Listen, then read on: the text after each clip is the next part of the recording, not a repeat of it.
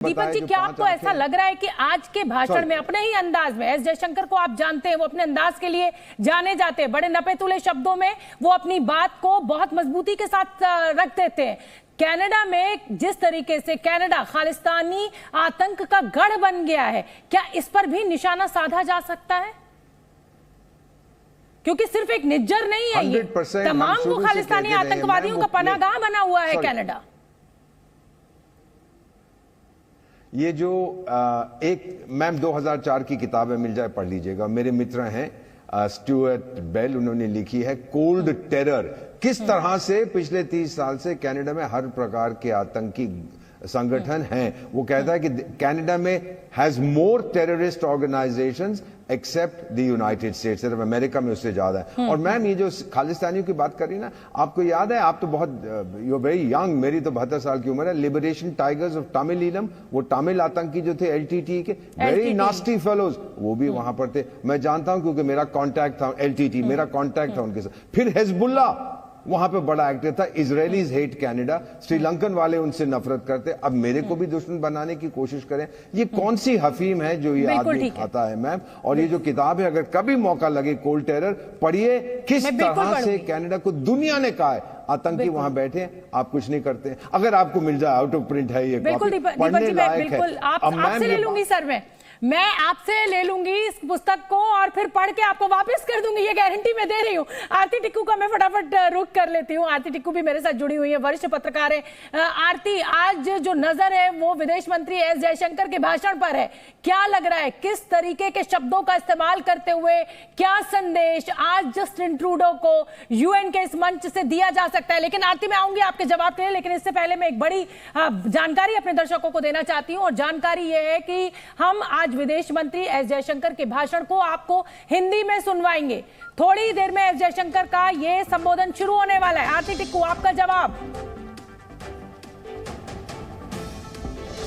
देखिए, एस जयशंकर एक ऐसे फॉरेन मिनिस्टर है इंडिया के जो कभी भी कतराते नहीं हैं सच बोलने से। तो हमें ये बिल्कुल उम्मीद है कि डॉक्टर जयशंकर जो है वो भारत की बात रखेंगे यूनाइटेड नेशंस में, और उनका जो टोन होगा, टेनर होगा, वो ये जतलाएगा कि भारत अब वो देश नहीं है जिसको आप डरा सकते हैं। मैं आपको रोक रही हूं और अब विदेश मंत्री एस जयशंकर के नाम को अनाउंस कर दिया है, सीधे वहां का रुख करेंगे हम। कनाडा के ऊपर बोला है एस जयशंकर ने, एक बार सुनवा देते हैं आपको, आतंकवाद को लेकर क्या कुछ कहा। Nor must we countenance that political convenience determines responses to terrorism, extremism, and violence. Similarly, respect for territorial integrity and non-interference in internal affairs cannot be exercises in cherry-picking. When reality departs from the rhetoric, we must have the courage to call it out. Without genuine solidarity, there can never be real trust. This is very much the sentiment of the global south. विदेश मंत्री S Jaishankar को आपने सुना। मेहमानों का एक बड़ा panel मेरे साथ मौजूद है। मेरे सहयोगी प्रणय उपाध्याय मेरे साथ न्यूज रूम से जुड़ रहे हैं। प्रणय, इस मंच की गरिमा का अगर कोई ध्यान रख सकता है तो वो एस जयशंकर को आज सुनना चाहिए, इस दुनिया को बिना नाम लिए। जबकि एक तरीके से जस्टिन ट्रूडो ने संसद में जो बयान दिया था वो बेहद खराब था। उस गरिमा का ध्यान रखते हुए बिना नाम लिए उन्होंने कहा कि राजनीतिक सुरक्षा के लिए आतंकवाद को बढ़ावा देना ठीक नहीं। क्या कहेंगे आप? बिल्कुल, हमेशा भारत ने विश्व मंच की गरिमा का हमेशा ध्यान रखा है, और खासतौर पर यूएन जैसे मंच में वहां पर इस तरीके से जो मर्ड स्लेजिंग है उसके अंदर भारत एंगेज नहीं करता। लेकिन आप देखें, भारत ने कई महत्वपूर्ण बातें भारत के विदेश मंत्री ने कही हैं, और मैं जल्दी से आपको बता देता हूं। भारत ने साफ किया है कि नियमों के मामले में नियम तभी चलते हैं जब नियम सबके लिए समान हो, उसके अंदर सुविधा को हमेशा शामिल नहीं किया जाना चाहिए। साथ ही आतंक और के मामले को राजनीति से परिभाषित नहीं किया जाना चाहिए। ये बड़ी बात भारत की तरफ से कही है, क्योंकि हमने हमेशा ये देखा है कि राजनीतिक सुविधा का इस्तेमाल किया जाता जाता है, जो जस्टिन ट्रूडो भी कर रहे हैं और साथ ही पश्चिम के कई मुल्कों ने भी इस चीज का इस्तेमाल किया है। राजनीति से इस चीज को परिभाषित किया जाए कौन आतंकी है और कौन नहीं है, इसमें सुविधा नहीं आनी चाहिए क्योंकि यह सबकी सुरक्षा का मामला है। इसके साथ साथ भारत ने यह भी कहा कि यूएन जैसे मंच की जो प्रासंगिकता है वो तभी संभव है जब समाधान सबके लिए निकल सके, और ग्लोबल साउथ की यही आवाज है कि रूल टेकर्स और रूल मेकर्स के बीच में विभेद नहीं होना चाहिए। ऐसा नहीं होना चाहिए कि कुछ मुल्क मिलकर दुनिया के लिए नियम बनाएं और बाकी सारे मुल्क जो हैं वो उन्हें फॉलो करें। रूल सबके लिए समान होने चाहिए और इसके अंदर एक समानता का ध्यान रखा जाना चाहिए। बहुत महत्वपूर्ण बात है जो कि भारत ने अपने G20 से भी साबित करने की कोशिश की है, चाहे वो क्लाइमेट चेंज एक्शन का मामला हो, चाहे आतंकवाद का मामला हो, या लोगों के आंतरिक मामलों में, देशों के आंतरिक मामलों में दखलंदाजी का मामला हो। और इसमें भारत ने वैश्विक मंच से कई देशों को एक साथ संदेश दिया है। इसके अंदर अमेरिका की जमीन से जो उन्होंने संदेश दिया है न्यूयॉर्क में खड़े होकर, वो कहीं ना कहीं अमेरिका के लिए भी संदेश है कि अगर आप दोस्ती चाहते हैं, अगर आप विश्वास चाहते हैं, तो उस विश्वास को निभाने के लिए आपको भरोसा बढ़ाना होगा।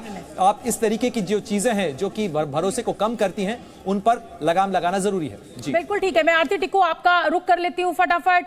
बहुत ही जिसे कहा जाए कि नपे तुले शब्दों में बहुत ही क्रिस्प भाषण, लेकिन संदेश साफ साफ दे दिया कि किस तरीके से जो विकसित देश है वो नियम तो बनाते हैं, लेकिन जिन देशों को ये नियम जिन पर लागू होता है, जिनको इन नियमों को फॉलो करना है, वो एक रूपता नहीं है, मतलब एक उसमें लेवल नहीं है। और दूसरा, राजनीतिक सुरक्षा के लिए आतंकवाद का जिक्र करके कनाडा पर निशान, क्या कैसे रेट करेंगे आप इस भाषण को?